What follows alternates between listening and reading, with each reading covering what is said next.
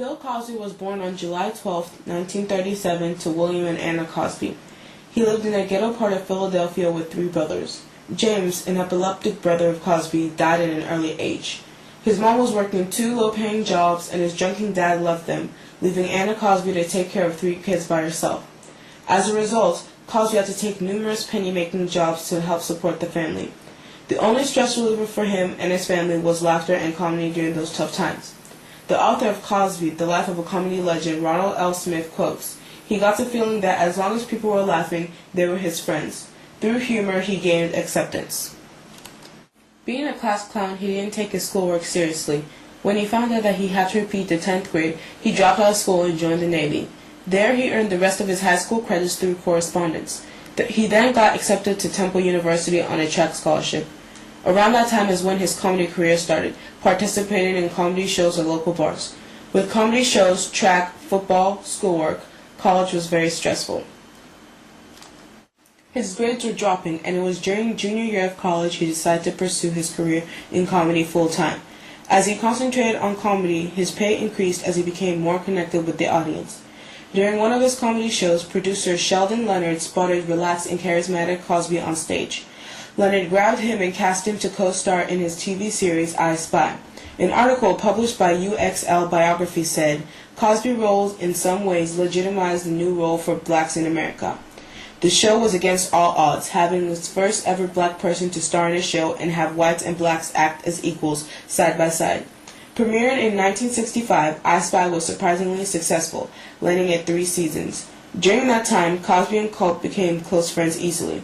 "It was very easy to make friends," recalled my mom, sharing her experience on acting. For his role, Cosby received 3 consecutive Grammy Awards. This caused some tension between Culp and Cosby because the show was geared towards Culp. If any award should be awarded, the intention was it to go to Culp.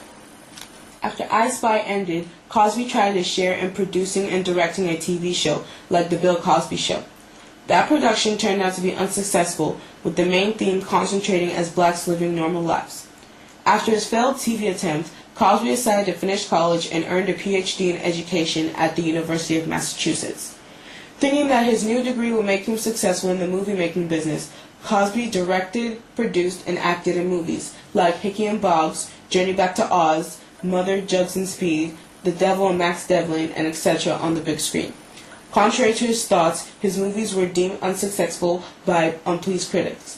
Cosby's fame seemed like it was going to diminish soon as his latest projects were bashed by critics. In 1984, Cosby proposed a show to NBC. They were hesitant at first, seeing all of Cosby's other failed attempts, but they still let Cosby premiere his most successful TV show ever, The Cosby Show. The show quickly gained an increasing audience. An article published by Contemporary applauded the fact that the Huxtable parents consistently reminded their children of the importance of college education. The Cosby Show gained the #1 spot in TV and held their title for several weeks. The show mirrored Cosby's life with his wife Camille and 5 children. During the show's 8-year run, Cosby and his wife were active philanthropists, donating to worthy causes. After the show came to an end in 1992, TV stations and talk show hosts were constantly pleading for Cosby to renew the show and come out with more seasons. Unfortunately, Cosby refused, and the viewers increased as they watched the reruns of the show. After his successful show, Cosby tried again to produce his show, You Bet Your Life, which gained some recognition but wasn't doing well, so it was canceled shortly.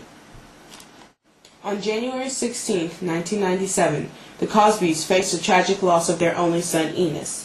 Enos was robbed and shot to death on the highway while fixing a flat tire. A Ukrainian immigrant, Mikhail Mark Hasev, was charged with the murder and sent to life in prison. On that same day, Autumn Jackson claimed that she was Cosby's daughter, threatening to expose the secret if she didn't receive $40 million. Cosby recalled that he had an affair with her mother, Shawn Opshaw, and paid her $100,000 not to reveal it in the media. Although Cosby paid her off, he strongly doubted that Autumn Jackson was his daughter. Jackson was charged with extortion, sentenced to 26 months in prison, and forced to publicly apologize to Cosby. After all these tragic events, Cosby focused on honoring and preserving his son's memories. They founded a charity called Hello Friend / Enos Williams Cosby Foundation, focusing on the early detection of dyslexia, a condition that Enos dealt with throughout his whole life.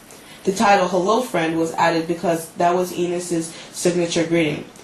Cosby also published a series of books called Little Bill, featuring children with learning disabilities, and are created to teach parents how to educate important values to their children. Cosby is now committing most of his time to speak on topics that are viewed as society's failings.